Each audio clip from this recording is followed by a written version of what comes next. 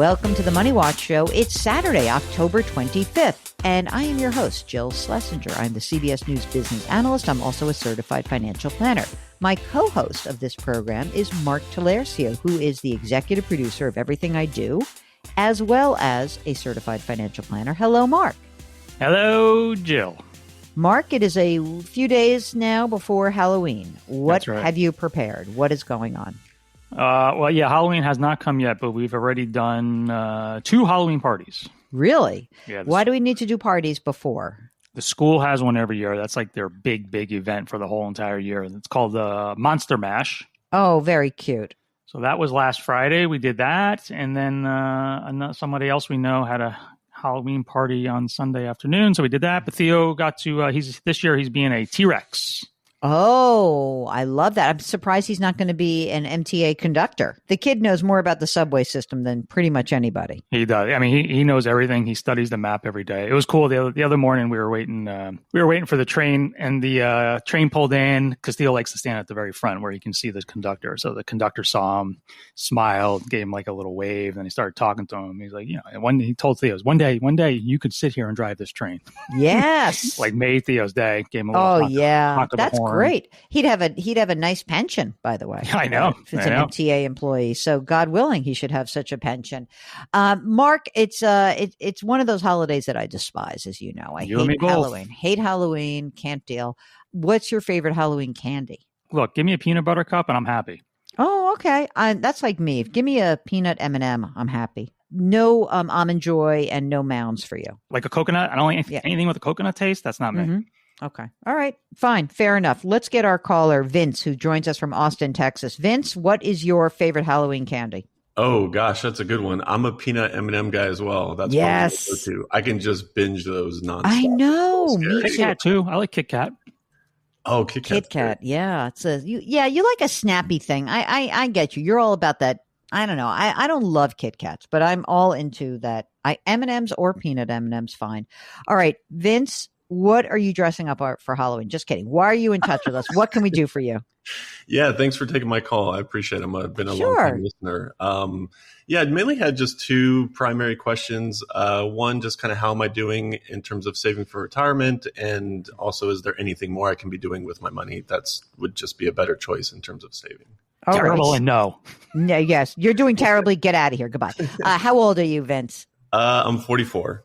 Excellent. Are you working full time? Yes. How much do you earn? About $155 all in. Okay, that's great. Are you married, partnered, single? Partnered, unmarried. Do you combine finances with your partner or not? No, not as of now.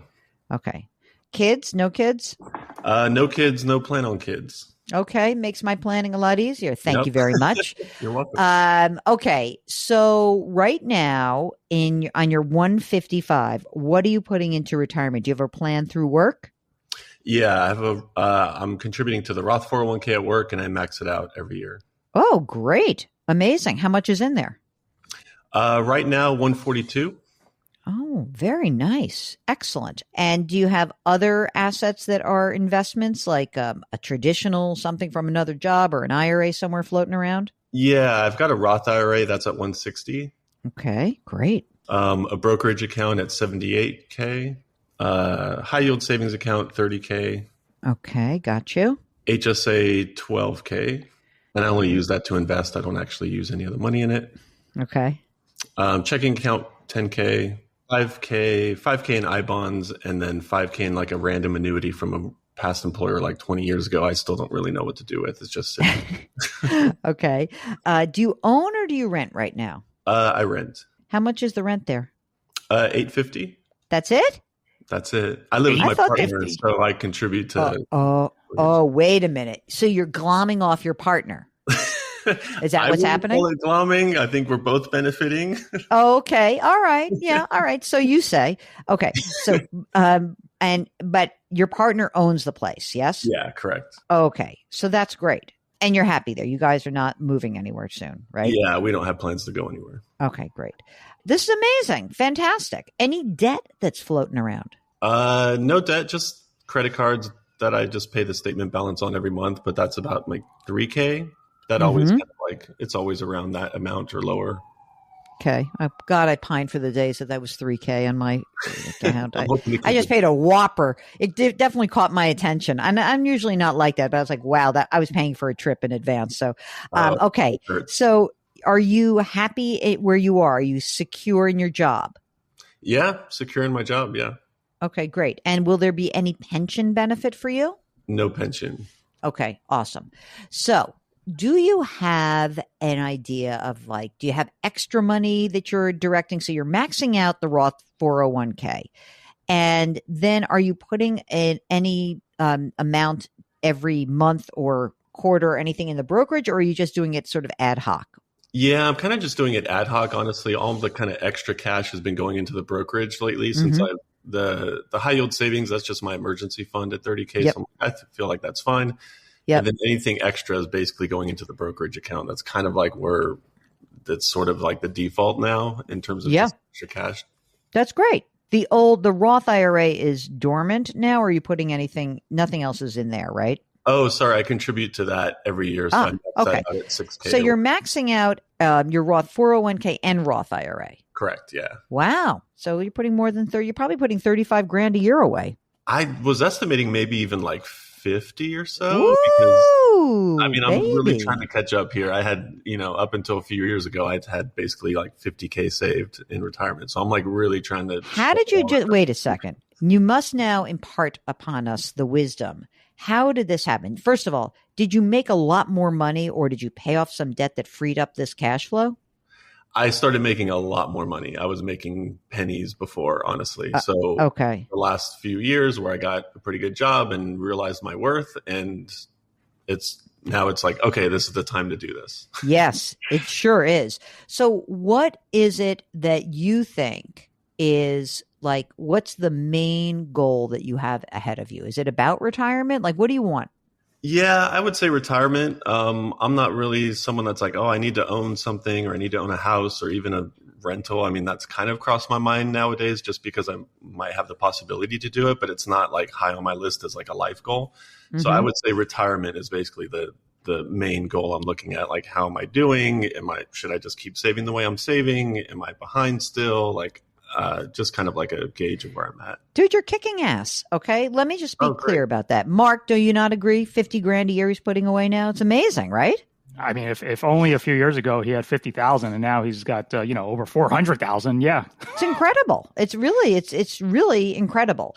When you think about retirement, it seems far away, right? Do you think about a time horizon that you're considering?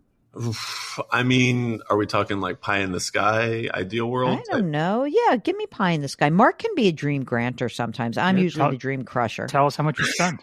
How much do you spend for real? I totaled that out and I averaged it over for 2024, the whole year, and it came out to about 5K a month, but that seems high. And so I don't know if I just miscalculated, because that just seems really high because I'm pretty frugal. So, well, do you go on trips or anything? Yeah, maybe like one big trip a year, but I didn't think that would up my average so much. But I would say just 5K a month just to be conservative. Let's do it. Yeah. That's not that much you're paying, but it's incredible. First of all, you are not living beyond your means. If anything, you're just socking away this money. If you said, if I said to you, okay, could you want to try to work by you are in your 50s or 60, or I don't know, is your partner happy at work? Is this something you guys talk about? Yeah, he's a lot happier working than I am. I really like my job, but I don't feel the need to work until 65 if I don't need to. So 55 would be honestly ideal, if that's even a possibility. Okay, and your parents are alive, and are they well if they are alive? Yeah, they're both alive. They're both doing well. Okay. And there's no one, you think you won't have to take care of them? I don't think so. If we do, I have 4 other siblings, so we'd probably all pitch in and contribute if that's something that's needed. Okay. That's great. Okay. Now, let's say you retire at age 55 and you mooch off your partner you're now married to, and you have this place, and he's psyched, he's working, and that seems great to me. But Mark, how do you think Vince is doing in terms of being on track for 11 years from now, being able to produce the money that you think he might need? It's close, not a slam dunk. If if he's going to need $5,000 a month, give or take, and he keeps saving at his current rate, I think he's going to be this is conservative, 1.3, 1.4 million. And then the reality is this is what I think. You're so young, Vince. I will say that you're not that young when compared to Mark, because he's also young like you. I'm sure you don't. And is your partner about the mid 40s also? Yeah, exactly. He's about 2 years older. So what I would say is this. I think it's very hard to project sometimes in the future. It's like you're in the heat of your work life right now. You are hot, like mid-career, 40s, right? Cranking, making money. You've just started to put a lot of money away. So what I would say is this. You are definitely doing the right thing. You're in great shape. Now, as time approaches, and, if it's like 5 years from now, 8 years from now, and, things are changing, or you and your partner are combining your money and you're like, oh my God, he has $2 million and I have $1 million and we're good. We're good. You'll have a lot of choices. I'm not saying that you can't do, and Mark is not saying that you can't do it. It's just that you might be in a situation, depending on kind of your life circumstances, where you're going to say, I don't want to have to do this job anymore. Like, I'm working really hard. You're in it. And you might be like, let's just pretend it's 10 years from now and that you're not making 150, you're making 225. And you're like, I got a lot of money, Jill. Do I really have to keep doing what I'm doing? And I think that what you are doing right now puts you in a position whereby you could conceivably do this, like in 10 years, say, I don't have to do exactly what I'm doing. I could do something different. And that is what you are building towards right now, is giving yourself an off-ramp later in 10 years. And I think that's why you should keep doing what you're doing. I mean, if you are the kind of person, you're like, I love what I do. Can I take my foot off the pedal? I'm going to plan on working till I'm 65. I'm great. I love it. I work at UT Austin and I'm a professor and there's no way I'm getting fired. And like you have a great life like that. Then I would be like, okay, then you don't have to. There are people who come on the air with us. They are mid-career, just like you.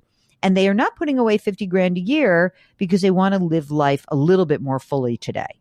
And that is certainly an opportunity. Your ability to put away $50,000 a year is giving you more opportunities in the future. And that's what I think is great about your situation.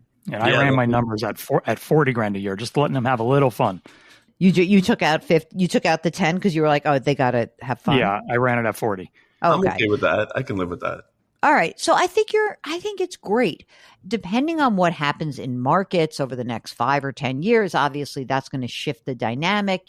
We've been getting a million questions like, is the market going to crash? Like, if the market crashes 2 years from now, you're not going to have the $1 million you want by the time you're 50. But if like the market goes down and we're in a bear market and like things will change, but you will be in the right place. You are doing what you should be doing to give yourself choices. And to me, when I was in my 40s, all I wanted to do was always have plan A, B, and C in operation. That's all I wanted. I wanted to know that I could do something different. And that is why I was a big saver, that I wanted to make sure I could always do something different. And by the way, I've had many career changes in my life, and having the ability to save money allowed me to make those changes. That's what's important here. It's not like some number in the future. It's, I want to have enough money so that I'll have different options in the future, which I think is what you're saying underneath all of this, right? Yeah, definitely. Just having options, and just the more options, the better, honestly, as I get kind of older and what I want to do. Do I want to work part-time somewhere, just not work as hard? Yeah, so that's great to hear overall. Yeah, you're doing great. You're doing great. I was going to say, the only thing I would say, I know Vince is a Vanguard guy, and I know he uses the S&P and the total stock. I would just say pick one or the other, Vince. Don't use both, because there's a lot of overlap between the two. Okay, that was going to be one of my kind of random questions about that as well. Do you want to add a boring bond portfolio for yourself, or are you just going for it? That was kind of one of my questions. I'm like 100% in all my accounts. I'm 100% in ETFs, either VU or VTI. And I probably should diversify, but I was like shoving it in there just because I was like, well, high risk, high reward. Yeah. I mean, true, until the bottom falls out, but exactly. Yes. Yeah. It wouldn't be terrible to just have honestly, to just have like a little something in some safe stuff. You know what I mean? Like it would not kill you, even if it were 90-10. I really think it might be worthwhile. Just a little buffer. Yeah. Right? Mark, even you are you at 100%? Or are you 90-10? No. You're 80-20, right? Yeah, we're pretty much 80-20. Vince, I think you're in great shape. I can't wait to meet you for barbecue in Austin. Oh, yeah, that sounds great. It would be amazing. I do have a couple other questions if you do. Okay, rock on. Let's do it. Yeah, I appreciate it. So my company may be offering a mega backdoor Roth somewhat soon. Should I start just shoving any money that I would have put in the brokerage account, like the extra money every month? Should I use that instead of the brokerage? Well, the only problem that I see with that would be that if you're thinking about a change before age 59 and a half, that you may be better off with having the brokerage. What do you think, Mark? I tend to agree. I mean, he's putting, basically $30,000 a year right now into various, between the Roth 401k and the Roth IRA. So he's getting a lot of Roth money going. So I'm inclined to stick with the brokerage. Me too. Next question. Yeah, I wanted to ask just a question for my partner, honestly, because he's kind of like worrying about this stuff now too, but he's in a better financial position than I am. He's got a big old chunk of money in a traditional 401k. And he's starting a Roth this year. He's just been doing traditional for the past several years. He's just wondering, is it worth it for him to slowly convert that chunk over time? How big's the chunk?